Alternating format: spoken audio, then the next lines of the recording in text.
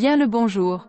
À présent, petite vidéo traitant de ce monde dans lequel nous vivons, et qui a pris une toute autre facette au début des années 2000.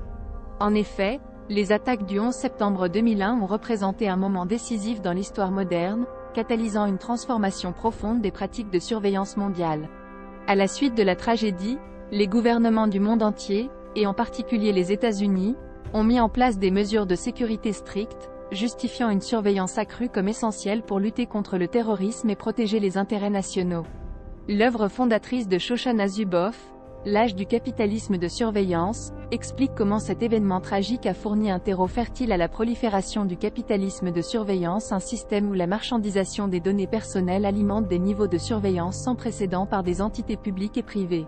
Ce changement de paradigme a marqué un départ par rapport aux méthodes de surveillance traditionnelles, alors que les entreprises ont commencé à exploiter de vastes gisements de données personnelles pour leurs gains économiques, brouillant les frontières entre commerce, surveillance et gouvernance. Au cœur de cet appareil de surveillance se trouve l'Agence de sécurité nationale, NSA, chargée de surveiller les communications électroniques et de recueillir des renseignements pour protéger les intérêts de sécurité nationale. Cependant, les révélations mises au jour par Edward Snowden en 2013 ont exposé l'ampleur du dépassement des limites de la NSA, révélant un réseau clandestin de programmes de surveillance de masse collectant de manière indiscriminée des données de millions de personnes dans le monde.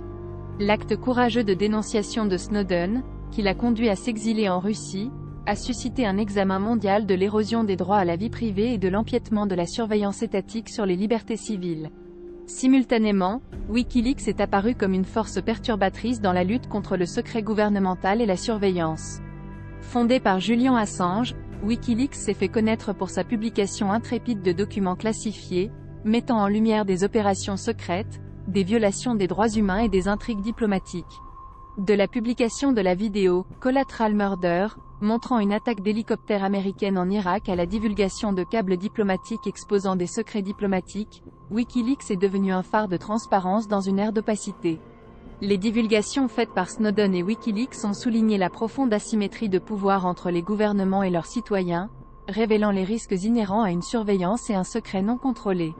Dans cette quête de vérité, il est devenu évident que les individus étaient involontairement pris dans un filet de surveillance, leur vie privée étant sacrifiée sur l'autel de la sécurité nationale et du profit corporatif.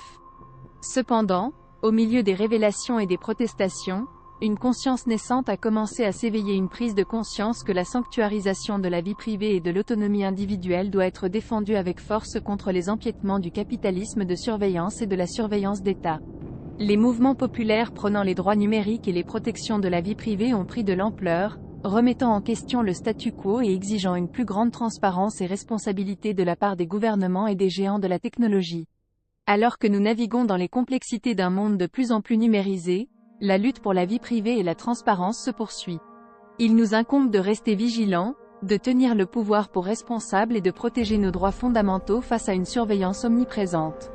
Ce n'est qu'à travers une action collective et un engagement ferme envers la vérité et la justice que nous pouvons espérer recouvrer notre autonomie et forger un avenir où la vie privée ne soit pas un luxe mais un droit humain fondamental. Ne nous laissons pas berner par ce que Milton Friedman appelait « The Shock Doctrine » et que Naomi Klein, dans son livre à succès, aura appelé la stratégie du choc. L'élite aura su s'en servir, et continue, à ce jour encore, ce qui est logique, de manipuler les esprits, âmes et corps pour se maintenir au sommet de la pyramide. Pourtant, il n'y a rien de crédible dans leur fantasque projet de décarboner la société unique et globale. Les États-Unis sont en déclin, les BRICS prennent de l'ampleur et dans cette course à l'innovation, l'Occident semble à présent dépassé, ne pouvant pas rivaliser avec ces puissances à bien des niveaux dans un contexte de quatrième révolution industrielle telle que décrite par Klaus Schwab, où les robots, l'intelligence artificielle et les énergies renouvelables sont de mise. Le futur nous appartient, et dépend de ce que nous en ferons à l'instant.